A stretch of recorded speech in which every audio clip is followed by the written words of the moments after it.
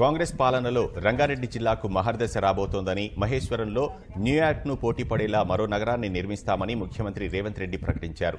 హైదరాబాద్ను కాంగ్రెస్ సర్కార్ అభివృద్ధి స్పష్టం చేశారు. రీజనల్ రింగ్ రోడ్, ఏరియల్ రోడ్లు నిర్మించబోతున్నామని వివరించారు. మహేశ్వరంలో ఫార్మాసిటీ కోసం సేకరించిన భూముల్లో విశ్వవిద్యాలయాలు, ఐటీ కంపెనీలు, కాలుష్యరహిత ఫార్మా కంపెనీలు సహా మెడికల్ హెల్త్ హబ్ ను ఏర్పాటు చేయనున్నట్లు తెలిపారు.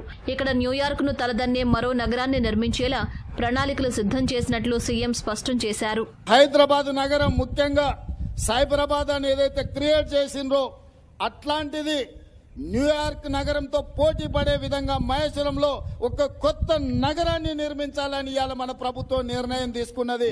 రంగారెడ్డి జిల్లాకు మహర్దశ పట్టబోతుంది.